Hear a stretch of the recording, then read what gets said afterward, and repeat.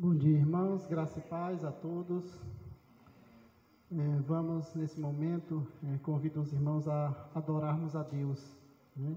Invoquemos o nome do Senhor, que por nós Ele morreu na cruz, né, assumindo os nossos pecados, e por isso Ele nos torna justificados nele. Vamos ler em Isaías, no capítulo 40, dos versos 12 até o verso de número 18. Vamos fazer essa leitura de forma alternada. Isaías, capítulo 40, 12 a 18. Quem na concha de sua mão mediu as águas e tomou a medida dos céus a palmos? Quem recolheu na terça parte de um efa o pó da terra, e pesou os montes em romana e os outeiros em balança de precisão?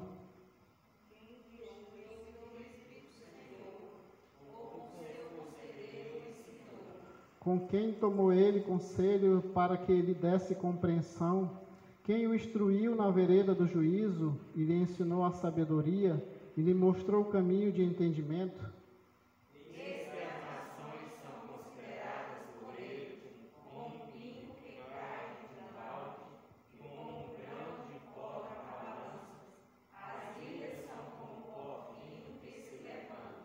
Nem todo o Líbano basta para queimar, nem os seus animais para um holocausto. Todas as nações são perante ele como coisas que não é nada.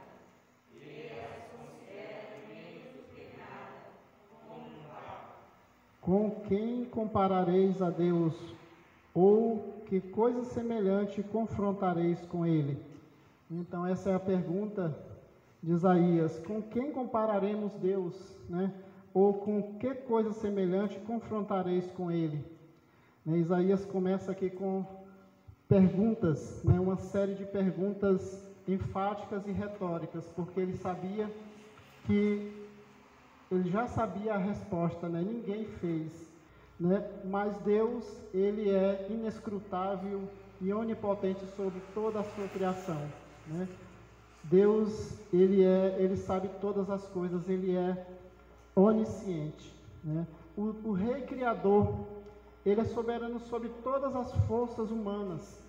Isaías coloca aqui, né, que as nações são consideradas como menos do que nada diante do poderio e da glória de Deus, né? Deus, ele domina sobre todas as coisas, ele é soberano sobre as nossas vidas, sobre as situações que nos acometem. Ele faz e ele domina sobre qualquer situação. Ele coloca várias alegorias aqui, né, comparando as nações como um pingo que cai de um balde, também como um grão de pó que se levanta. Então, o nosso Deus, ele é sobre todas as coisas. Nesse momento, nós vamos continuar o adorando, glorificando esse Deus maravilhoso, com o hino de número 350, a palavra da vida. Fonte da celeste vida, manifesta o teu poder, vivifica o sem alento, faz os mortos renascer, vida eterna, nos vieste conceder.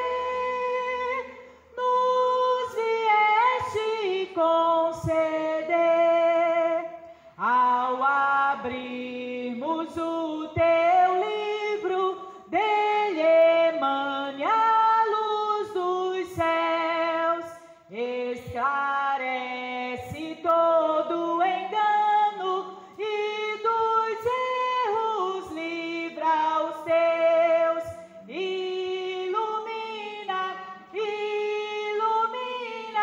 nossas almas, grande Deus.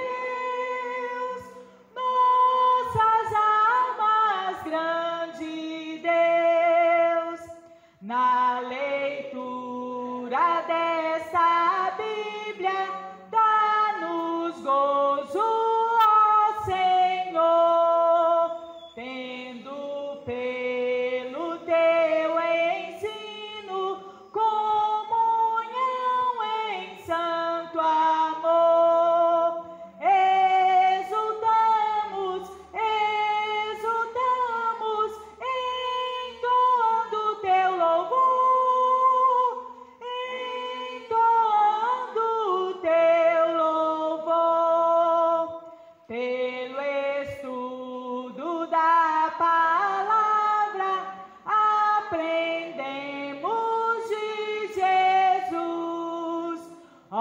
concede os belos frutos que esta instrução produz, e gozamos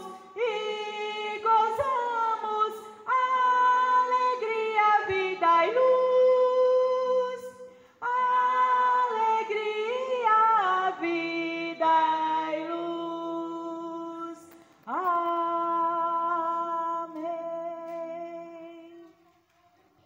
Graças a Deus.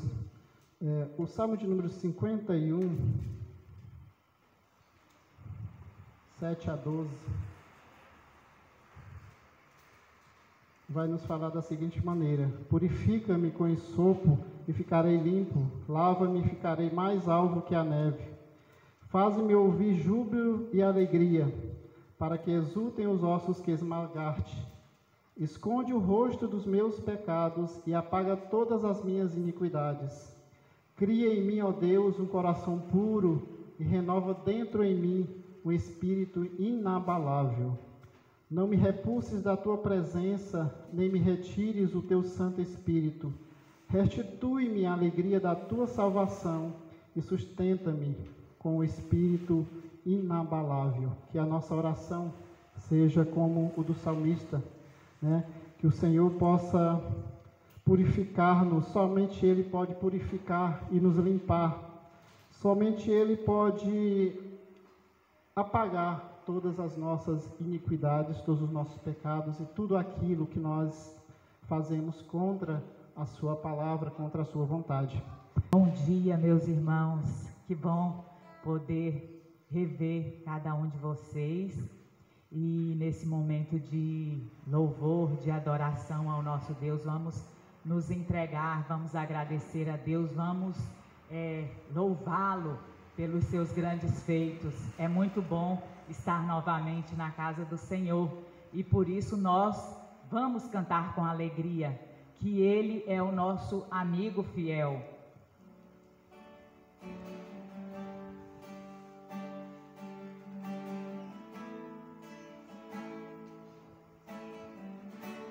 Não há maior, não há igual a ti, amigo fiel, consolador, tu és. Não há maior, não há igual a ti, amigo fiel, consolador, tu és.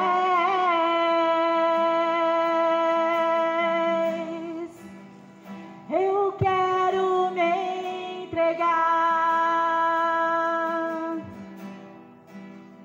eu quero derramar a minha vida em teu altar, a minha vida em teu altar.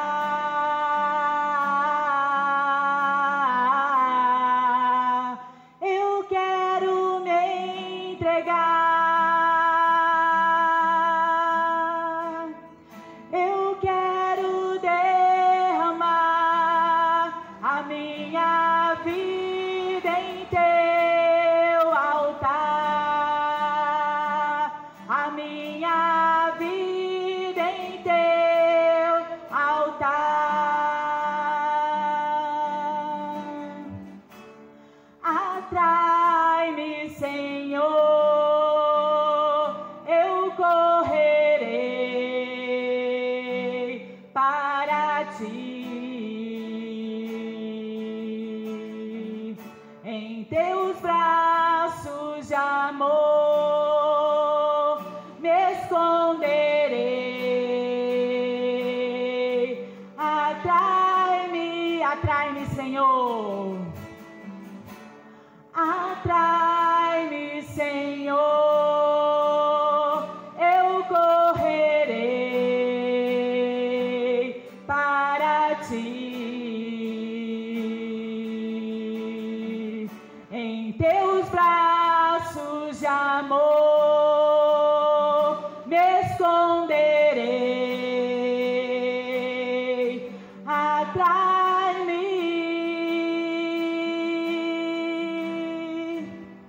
eu quero me entregar, eu quero derramar a minha vida em teu altar, a minha vida em teu altar.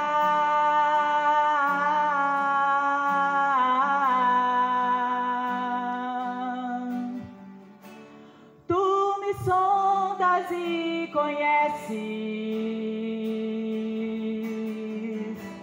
vê se há em mim algum caminho mau. És o meu esconderijo, tu me cercas com alegres cantos de livramento.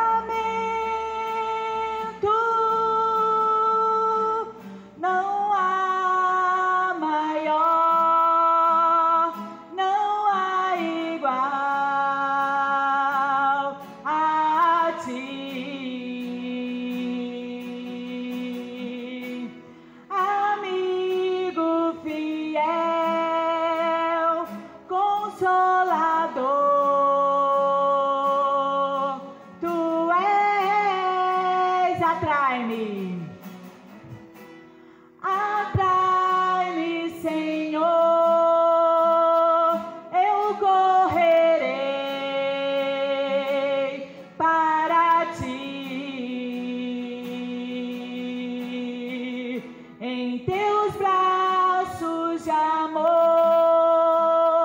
me esconderei. Atrai-me. Amém. Vamos continuar clamando o nome do nosso Senhor, pois Ele, tudo vem dEle e é por Ele que nós estamos aqui, é para Ele que nós rendemos todo o nosso louvor e a nossa adoração.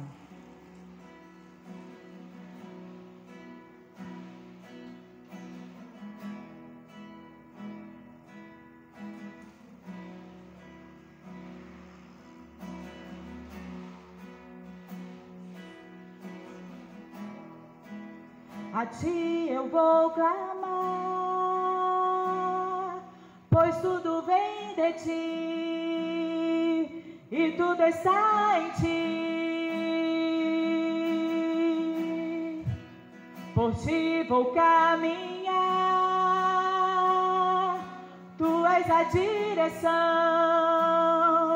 o sol a me guiar.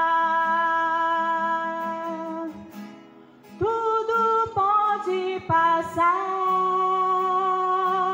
teu amor jamais me deixará. Sempre há de existir novo amanhã preparado para mim. Preparado para mim.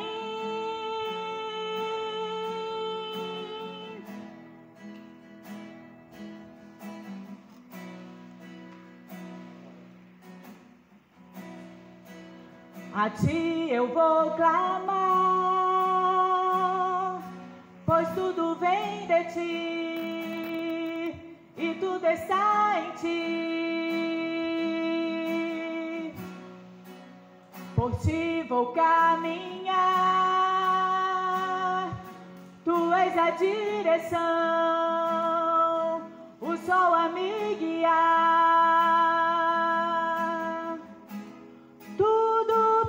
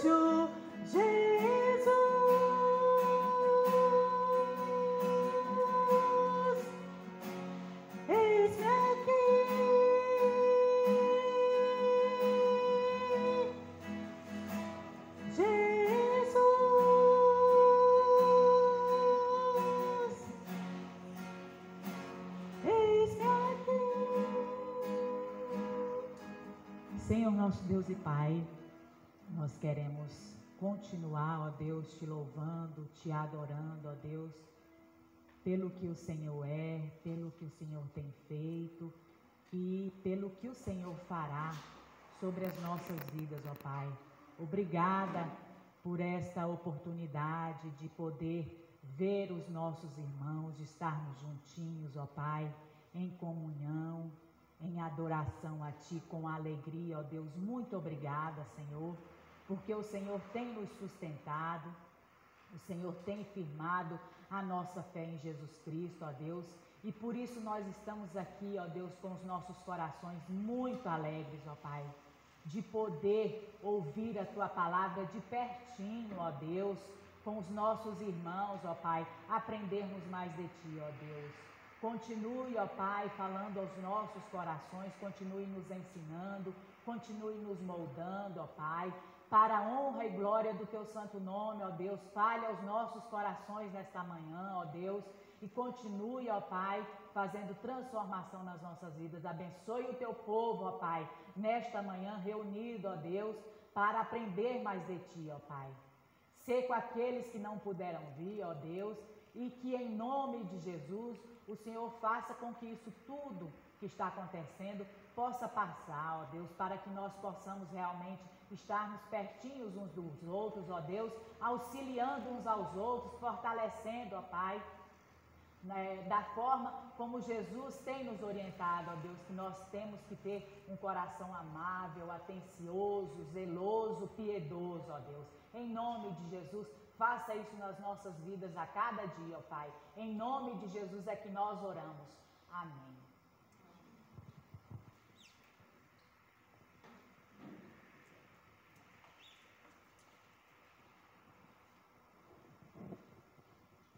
Graça e paz, meus amados irmãos. É uma alegria estarmos juntos, né? Na casa de Deus, é uma grande bênção. Creio que nós estamos assim, começando de novo, né? Jeremias disse que as misericórdias de Deus é a causa de não sermos consumidos, renovam-se a cada manhã. Então é a razão de estarmos aqui, é por causa das misericórdias de Deus. Vamos abrir nossas Bíblias no Evangelho de Marcos, capítulo 9, a partir do versículo 38.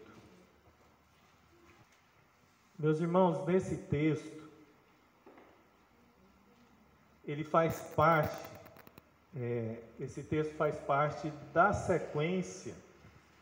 Ele está interligado com o acontecimento anterior, que Jesus repreende os discípulos, porque eles vinham discutindo qual deveria ser o maior no reino dos céus.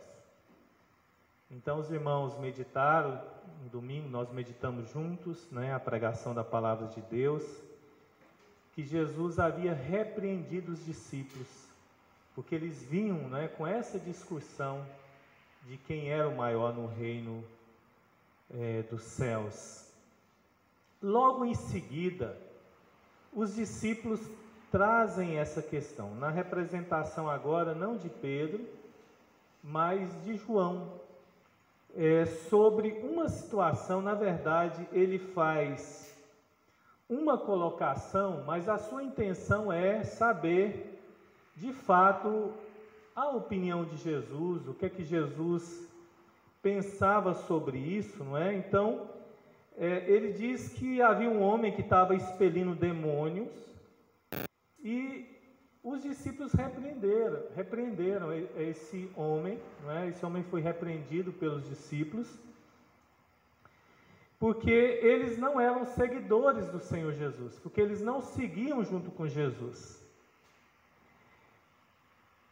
Então, Jesus vai orientar os discípulos a esse respeito. Jesus vai, então, trazer uma orientação a esse respeito. O que nós vamos perceber, irmãos, nesse texto, é que Jesus ele vai trazer novamente, e nós vamos ver isso na sequência, a partir do versículo 42, que ele vai trazer novamente aquele assunto sobre o seu reino.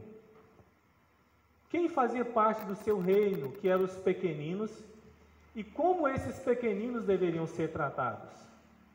Qual deveria ser o tratamento aos pequeninos? Então, diante da repreensão dos discípulos àquele homem que expulsava demônios, Jesus vai se referir àquele homem também como um pequenino, e ele vai trazer isso no versículo 42, que os pequeninos deveriam ser acolhidos e não podemos ser na vida deles motivo de tropeço. Então Jesus vai continuar falando sobre os seguidores de Cristo Jesus. Eu gostaria de tratar isso com os irmãos, sobre os seguidores de Cristo Jesus.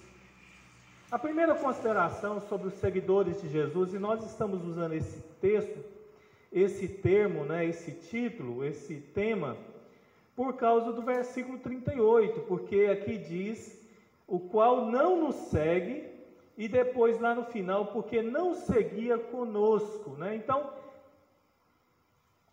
Jesus vai falar sobre esses seguidores de Jesus. Jesus continuará falando sobre os seguidores de Jesus, e nós queremos continuar fazendo essa abordagem sobre os seguidores de Jesus. Em primeiro lugar, irmãos, os seguidores de Jesus, eles acolhem os pequeninos, Então, os seguidores de Jesus acolhem os pequeninos. O versículo 38 diz assim: disse-lhe João, mestre, vimos um homem que em teu nome expelia demônios, o qual não nos segue, e nós o proibamos, porque não seguia conosco. João vai se dirigir a Jesus de forma respeitosa, o chamando de mestre, e ele vai relatar aquele acontecimento na expectativa de ouvir de Jesus ou a aprovação ou desaprovação, ouvir de Jesus a sua opinião, o feedback a respeito daquela postura. E qual era a situação? A situação é que havia um homem que estava expulsando demônios em nome de Jesus. Só que esse homem não era um dos seguidores, dos 12, e possivelmente não fazia parte dos seguidores de uma forma mais ampla, Os 70, por exemplo, ou então aquele grupo maior que seguia Jesus. Ele não fazia parte. Mas esse homem, ele não era um homem que estava cometendo fraude, um fraudulento. Pelas palavras de Jesus logo em seguida, nós vamos perceber que esse homem, ele tinha tido uma experiência de conversão, ele tinha crido em Jesus, ele cria que Jesus então era o Messias, e a partir daí então, em nome de Jesus, ele começou a expulsar demônios, ajudar pessoas que estavam possessas. E aqui, irmãos, isso estava tendo resultados positivos, ou seja, pessoas estavam sendo libertadas. Ele estava expulsando de fato demônios. Acontece, irmãos, que os discípulos, eles tiveram uma atitude de reprimenda, de repreensão e não de acolhimento. Eles não acolheram aquele homem. E o versículo 39, Jesus vai mostrar que eles não deveriam ter feito isso. Veja o versículo 39, mas Jesus respondeu: não lhe proibais, porque ninguém há que faça milagre em meu nome e logo a seguir possa falar de mim. Jesus está dizendo: não repreenda essa pessoa. Quem não é contra nós é por nós. Aquela pessoa deveria ser acolhida porque ela faz parte da igreja do Senhor Jesus. Versículo 41. Jesus volta ao assunto. Na verdade, ele continua no assunto com respeito aos pequeninos. Veja o versículo 41. Porquanto aquele que vos der de beber um copo de água em meu nome, porque sois de Cristo, em verdade vos digo que de modo algum perderá o seu galardão. Jesus retoma o versículo 36, o mesmo assunto, versículo 36 e 37, quando ele colocou uma criança, junto, depois coloca essa criança nos braços e diz que qualquer que receber uma criança tal como esta, em meu nome, a mim me recebe. Veja que é uma comunhão, e é uma comunhão dinâmica. Os discípulos recebem e cuidam dos pequeninos. Os pequeninos recebem os discípulos, acolhem os discípulos, cuidam dos discípulos, na necessidade que eles têm da água para beber, de maneira que aqueles que ouvem o Evangelho, creem no Evangelho, além de receber a palavra, recebe Jesus como Senhor e Salvador, e também tem um coração aberto para receber os discípulos de Jesus, a igreja do Senhor Jesus.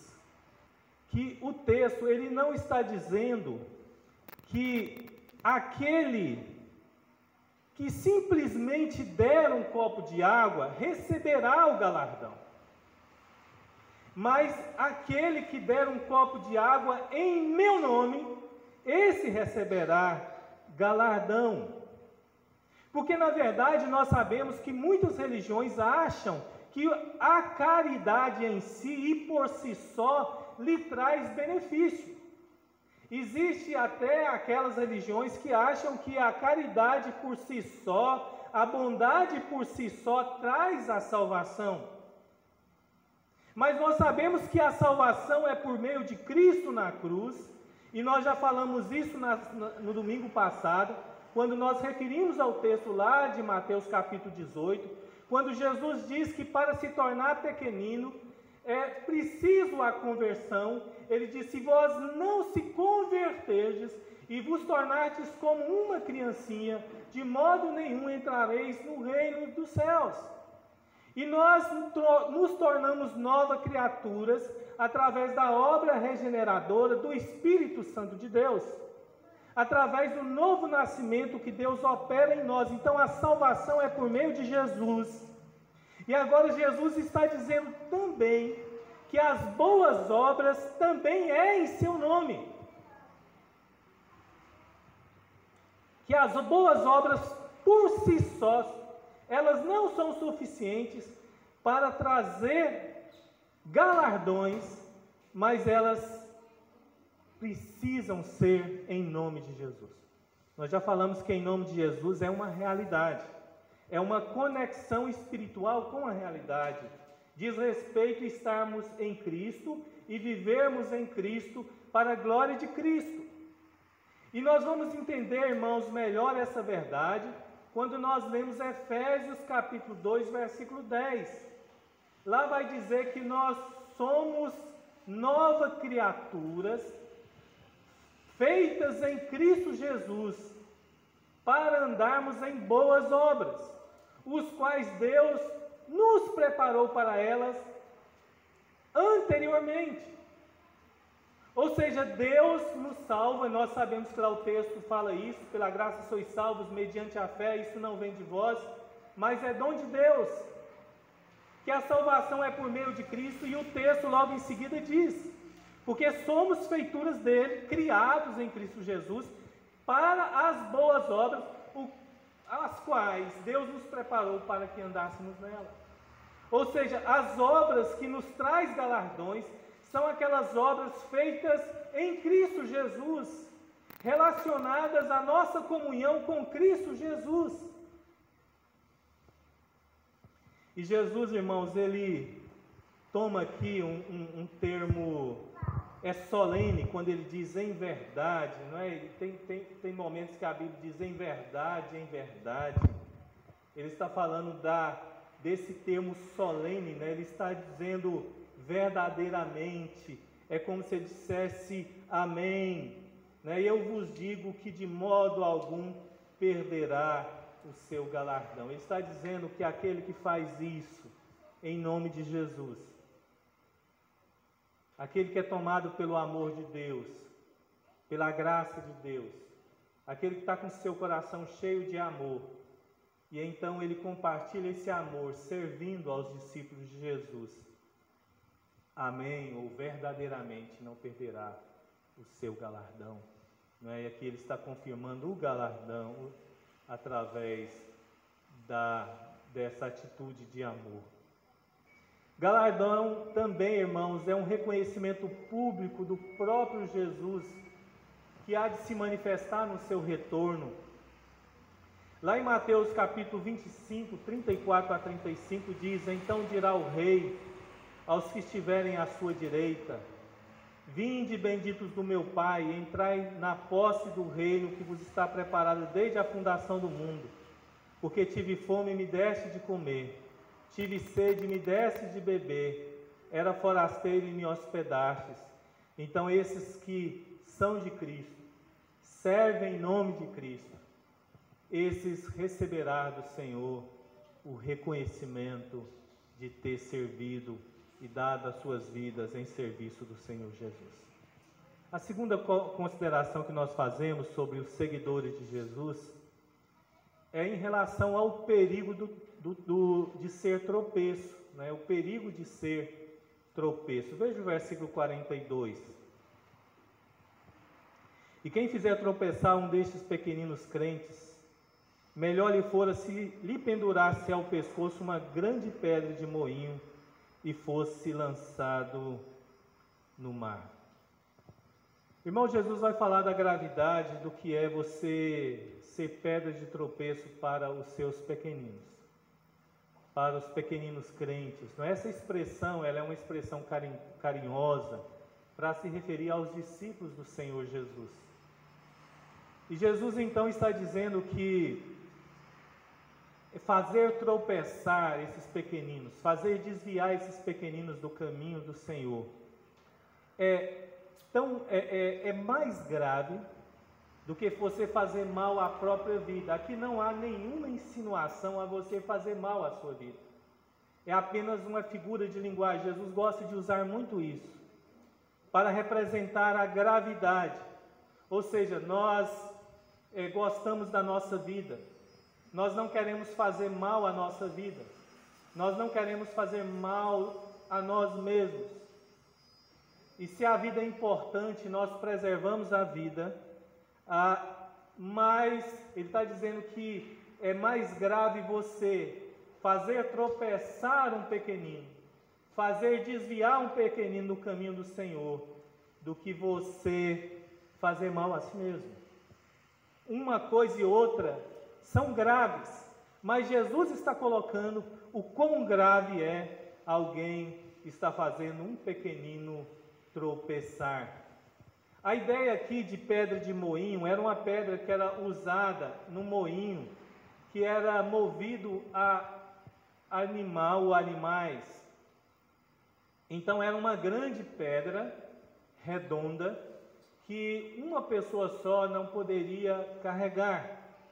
Então aqui está dizendo que melhor seria que essa pessoa amarrasse essa corda de moinho, ou seja, ela se amarrasse essa corda de moinho e fosse lançado no meio do mar, do que fazer tropeçar um dos pequeninos.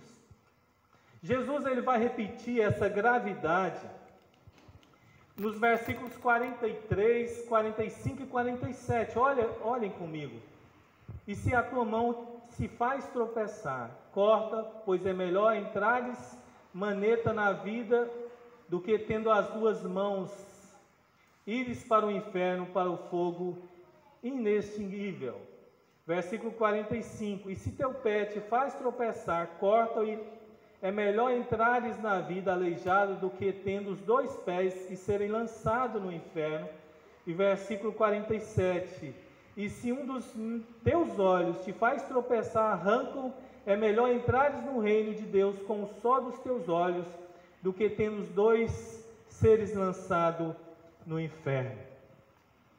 Certamente o irmão está percebendo aqui que quando nós estamos pecando, nós também estamos sujeitos a fazer os discípulos de Jesus, os pequeninos de Deus, tropeçar. Porque o pecado, ele faz exatamente isso. O pecado nos destrói. E através de nossa vida, o pecado destrói a outros. O pecado passa a ser então um grande problema para nós e para a vida de outras pessoas. Jesus, ele não está estabelecendo um novo no assunto. Ele está na mesma sequência. Ele está falando da gravidade do que é fazer os pequeninos caírem, tropeçarem. E ele está dizendo que isso acontece quando nós estabelecemos uma vida de pecado. E esse pecado é extremamente grave. Agora, só que ele, em vez de fazer a ênfase no pequenino, agora ele vai dar a ênfase àquela pessoa que comete a atitude. A gravidade do pecado na pessoa que está praticando o pecado. Irmãos, nós valorizamos os órgãos do nosso corpo. Todos eles são muito importantes. E o texto está dizendo que se a tua mão faz tropeçar, corta. Então aqui é dizendo que você não quer perder a sua mão. E aqui também nós sabemos que é uma figura de linguagem. Jesus não está aconselhando a você decepar órgão nenhum, porque na verdade tudo isso acontece na mente, tudo isso acontece na alma. Ao decepar um membro, você não irá eliminar isso da sua alma. Isso é uma figura de linguagem quando está dizendo que você tem que eliminar o pecado da sua vida. Você tem que romper, você tem que ter uma atitude radical para com a atitude do pecado. Quando é que nós perdemos um membro do corpo? Existem algumas situações, não é? Às vezes a pessoa sofre um acidente muito grave, infelizmente aquele membro é comprometido de tal forma que se ele continuar ali no órgão, ele vai contaminar o órgão e vai levar à morte do próprio órgão. Então o médico precisa retirar, ou então às vezes a pessoa tem uma doença grave, não é? Em que um membro do seu corpo, às vezes também ele é comprometido, ele adoece, por exemplo, às vezes a pessoa tem um problema, não é, de necrose, né, por exemplo, no pé, e isso é tão grave que não tem recuperação e levou então à morte daquele membro. Então é necessário romper com aquele membro. Então isso mostra a gravidade, ou seja, é uma situação que nós não queremos viver. Jesus está falando da gravidade do pecado e que é melhor você sofrer privações e não pecar, do que você, às vezes, ter prazeres e cair em pecado. Então, ele está dizendo da gravidade. Tiago diz que o pecado, irmãos, sempre leva à morte. E não significa, irmãos, aqui o texto não fala a questão de morte eterna. Nós sabemos que a salvação é por Cristo e a sua garantia é por meio de Cristo. Mas o que está dizendo é que é a sua vida espiritual. O pecado sempre tem consequências gravíssimas na vida espiritual. O pecado está levando sempre a um tipo de morte espiritual, de dano espiritual. Então Jesus está falando da radicalidade em relação à vida cristã. Se você tem revistas pornográficas, então você tem que queimar, você não tem que vender nem que doar. Essa é a radicalidade. Se você tem usado seu computador para ter acesso a coisas indevidas, então você tem que bloquear seu computador, busca auxílio da sua esposa, seu esposo, pessoas da sua família para te auxiliar, porque você tem que ser radical. Você tem que encerrar a rotina. Se você tem algum tipo de amizade que está te levando para o pecado, para o mal, está te levando a alguma situação de pecado ou de possível pecado, você tem que eliminar, você precisa ser radical. Lá no Salmo 1 vai mostrar essa radicalidade, que você não deve andar com o ímpio, você não deve se deter no caminho do ímpio, você não deve assentar na roda dos escarnecedores, você deve romper. Se você tem um tipo de prática corrupta, você tem que romper, não importa o seu prejuízo. Se você tem um tipo de amizade que está te levando ao pecado, não uma amizade que você influencia, prega o Evangelho, onde você consegue se manter com um bom testemunho cristão, e se você então está sendo levado ao pecado, é melhor que você rompa, ainda que você sofra com o rompimento, ainda que aquilo lhe custe sofrimento, mas você precisa romper. Essa é a radicalidade.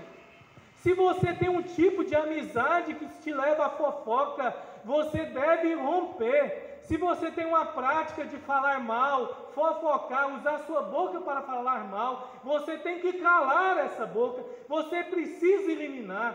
Se você fala palavrões, coisas ruins, você precisa ser radical. É isso que Jesus está dizendo. Qualquer atitude que nós tenhamos que possa levar o pequenino a tropeçar ou a nós mesmos, nós precisamos eliminar. Irmãos, a terceira consideração sobre os seguidores de Jesus e a última é sobre, Jesus vai falar sobre a morte e vida eterna. No versículo 44, e esse termo ele vai se repetir, olha só, onde não lhe morre o verme, nem o fogo se apaga. E o versículo 46 vai repetir, onde não lhe morre o verme, nem o fogo se apaga. E o versículo 48, onde não lhes morre o verme, nem o fogo se apaga. São 3 vezes esse termo ele vai ser usado. Jesus ele vai fazer uso da palavra inferno, e Jesus vai falar que esse inferno é uma realidade. Ele existe, ele é real. O termo que ele usa aqui é um termo em grego chamado Gehenna, que ele originalmente, irmãos, ele foi usado em um lugar, não é, que foi usado por Acaz e Manassés, onde fazia sacrifício a Deus Moloque das criancinhas. Então as criancinhas eram sacrificadas naquele lugar, lá em Israel, em idolatria, né, na época de Acaz e Manassés, em adoração ao Deus Moloque. O rei Josias declarou aquele lugar impuro, e ameaças terríveis foram feitas por Jeremias sobre aquele local. Ali passou a ser um lugar de jogar lixo e queimar lixo, e de maneira que os lixos estavam sempre queimando ali.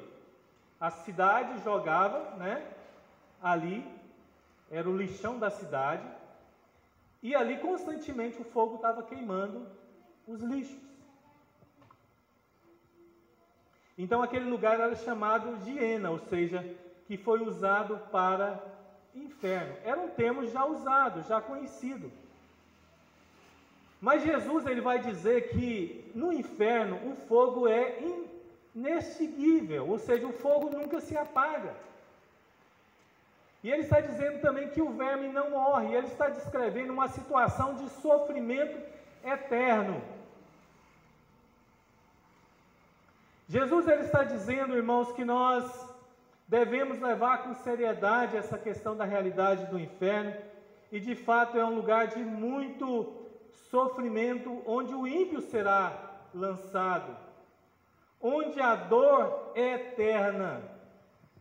Agora nós temos que perceber, irmãos, que a realidade do inferno, ela é uma extensão do ímpio, ou seja, é uma realidade do ímpio. Aquele que não está em Cristo, aquele que não tem Cristo em seu coração, aquele que não está conectado a Deus e ao seu reino, aquele que não faz parte do reino, essa é a realidade que lhe aguarda. Essa é a realidade do ímpio. E Jesus está dizendo que aquele que age de forma perversa, aquele que age de forma má, aquele que vive assim, essa é a realidade. Nós cremos que de alguma forma o inferno, ele começa nessa vida. Ele não expressa a sua gravidade. Porque o sofrimento que alguém possa ter aqui nem se compara ao sofrimento eterno. Mas a alma da pessoa sem paz, sem Cristo, esse vazio que há no coração dessa pessoa, essa vida de impiedade, o coração ímpio, na verdade, ela é uma expressão dessa realidade de perdição eterna. Então o inferno, ele concretiza essa realidade, ele dá sequência a essa realidade. Mas Jesus, ele não está falando só sobre a morte eterna, mas ele vai falar também sobre a vida, não é? Sobre a vida eterna. E se tua mão, versículo 43, te faz tropeçar, corta, pois é melhor entrares maneta na vida. E ele vai repetir isso no versículo 45, corta, porque é melhor entrares na vida. Aqui também é uma realidade. E Jesus está dizendo assim: você está indo numa viagem, né?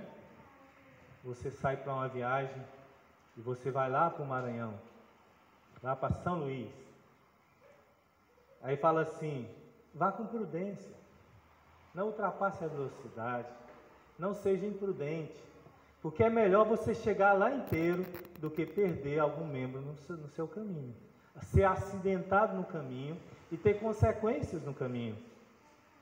Aqui não está dizendo que você não há uma realidade de você chegar, está dizendo só dos prejuízos que você poderá ter. E o cristão, ele pode ter sérios prejuízos no seu caminho se ele se dobrar a uma vida de pecado. Ele não irá conformar com o pecado na sua vida, porque o pecado, ele não faz parte da sua vida. Mas aqui, irmãos, a realidade do reino dos céus é uma realidade conquistada por Cristo Jesus. É uma realidade que Jesus já conquistou na cruz e nos concedeu. E nós recebemos pela graça mediante a fé, mediante a obra redentora do Espírito Santo de Deus. E aqueles que recebem Jesus no seu coração, eles vivem uma vida para Deus, vivem uma vida de obediência ao Senhor. Ele vive uma vida onde ama e acolhe os pequeninos. E aquele que é pequenino no reino acolhe a igreja do Senhor Jesus, vivendo uma vida de amor e serviço ao Senhor Jesus. Gostaria de fazer algumas considerações para encerrarmos nossa reflexão nessa manhã. Irmãos, a igreja de Cristo acolhe os pequeninos. Deus alcança as pessoas de diversas maneiras. Existem pessoas que creem no Evangelho, creram no Evangelho através da leitura da Bíblia. Alguém entregou a Bíblia para essa pessoa e essa pessoa, lendo a Bíblia, se converteu. Existem pessoas que receberam apenas o Novo Testamento e na leitura do Novo Testamento se converteu. Existem pessoas que se converteram através da leitura de literaturas, receberam alguma literatura e então essa pessoa lendo se converteu. Existem pessoas que se converteram através de filmes, vídeos, folhetos, não é? Através do evangelismo pessoal, através da pregação da palavra de Deus. Todas essas pessoas, irmãos, devem ser acolhidas. A igreja deve ter o seu coração aberto para acolher as pessoas. Aqui nós estamos diante de uma pessoa que ela recebeu o Evangelho e estava seguindo o Evangelho de uma forma diferente, de uma forma imatura. Porque aquele que segue o Evangelho longe da igreja, dos caminhos do Senhor, ainda está no caminho da imaturidade, mas nós não podemos rejeitar essas pessoas, nós temos que acolher essas pessoas, ou seja, a igreja acolhe os pequeninos, esse é o valor que Jesus ensina aqui, a igreja está acolhendo e deve acolher os pequeninos. Uma outra realidade desse texto, irmãos, é que os pequeninos acolhem a igreja. Não é assim como a igreja, com o seu amor, deve estar aberto para acolher as ovelhinhas de Jesus. As ovelhinhas de Jesus também, irmãos, quando têm oportunidade, quando elas têm acesso, mesmo que elas estejam distantes, então quando elas se vê numa situação onde ela vê o Evangelho, pessoas vivendo o Evangelho, então ela está pronta para dar de beber, ou seja, um copo de água, de doar-se em função da igreja. Ela acolhe a igreja do Senhor e por isso recebe os seus galardões. Essa situação, ela é uma situação momentânea, da pessoa estar longe da igreja. Ela é uma situação temporária. Ela não é uma situação onde as pessoas devem estar. O Salmo 133:1 diz: bem dizer, ó quão bom e agradável viveres unidos, irmãos. Aqui vai destacar o quão bom é estar unido à igreja, porque aqueles que estão unidos à igreja sentem prazer e alegria. O Salmo 134:1 diz: bendizei ao Senhor, vós todos servos do Senhor, que assisti na casa do Senhor nas horas da noite. Então aqueles que assistem na congregação da igreja, louvam ao Senhor nas oportunidades que têm. O Salmo 149:1 diz: cantai ao Senhor um novo cântico, e ao Senhor na assembleia dos santos. Então eles têm alegria de estar na Assembleia dos Santos. Essa é a atitude do que acolhe o Evangelho. Existem aqueles que rejeitam o Evangelho, que rejeitam a igreja e os discípulos de Cristo Jesus. E Jesus vai falar da gravidade disso, lá em Mateus capítulo 10, de 12 a 15, diz: ao entrardes na casa, saudai, se com efeito a casa for digna, venha sobre ela a vossa paz. Se porém não for, torne a paz para vós outros a vossa paz. Se alguém não vos receber, nem ouvir as vossas palavras, ao sairdes daquela casa ou daquela cidade, sacudi o pó dos vossos pés. Em verdade vos digo que menos rigor haverá para Sodoma e Gomorra no dia do juízo, do que para aquela cidade. Então nós percebemos que essa é uma atitude característica do ímpio, ou seja, ele não ama a igreja, ele rejeita a Cristo, ele rejeita o Evangelho, ele tem um coração fechado para a palavra de Deus. E aqui Jesus alertava os seus discípulos quando o enviou para o preceder nos territórios de Israel, e ele o orientou dizendo que aqueles que rejeitassem o Evangelho, eles deveriam se comportar dessa maneira. Por fim, irmãos, os seguidores de Cristo mortificam o pecado. Nós devemos tratar o pecado com radicalidade. Nós devemos, irmãos, não usá-lo em nossas vidas, porque eles podem nos conduzir a uma situação de morte espiritual. E a partir do momento que nós começamos a praticar e a vivê-los, certamente vai se tornar também motivo de tropeço para a vida de outras pessoas. Nós estamos em Cristo, fomos vivificados em Cristo, e agora a nossa vida não serve mais para o pecado, não é parte da nossa realidade. Ele diz assim: de modo nenhum, como viveremos ainda no pecado, nós que para ele morremos, ou porventura ignorais que todos nós que fomos batizados em Cristo, fomos batizados em sua morte. E diz ainda: fomos, pois, sepultados com ele na morte pelo batismo, para que, como Cristo ressuscitado dentre os mortos pela glória do Pai, assim também andemos nós em novidade de vida. Que Deus nos abençoe. Vamos colocar em pé, vamos orar.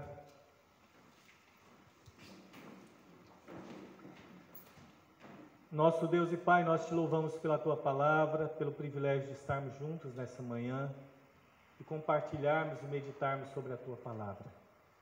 Ó Deus, nós te louvamos porque um dia em Cristo Jesus o Senhor nos acolheu. Ó Deus, nos recebeu como os pequeninos. Ó Deus, nos salvou mediante a graça de Cristo Jesus. Ó Deus, com esse coração cheio de amor e transformados, queremos também acolher os pequeninos. Acolher, ó Deus, aqueles que necessitam do Teu Evangelho. Ter um coração aberto para amar e acolher, ó Deus, as pessoas. Nós te pedimos também, Deus, que nos livre do mal. Nos livre do pecado. Ó Deus, nos livre do pecado que mortifica as nossas vidas, que destrói as nossas vidas. Tem misericórdia de nós. Ó Deus, que nós possamos viver uma vida para Ti, para o Teu serviço. Pedimos que abençoe Tua igreja, Pai, especialmente nesses dias. Fortaleça o Teu povo. Livrai-nos do mal, ó Deus. Livrai-nos, ó Deus, da enfermidade. Como também, Deus, pedimos que o Senhor possa assistir os enfermos, aqueles que têm vivido momentos difíceis em sua vida. Momentos de solidão, pessoas que têm perdido, ó Deus, trabalho, que o Senhor tenha compaixão. Nós pedimos misericórdia, ó Deus, faça cessar essa pandemia, tenha misericórdia dos povos, tenha misericórdia da nossa nação, da nossa cidade, nós rogamos em Cristo Jesus. Agora, irmãos, que a graça do Senhor Jesus, que o amor de Deus o Pai, que a comunhão e a consolação do Espírito Santo de Deus esteja convosco agora e sempre. Amém.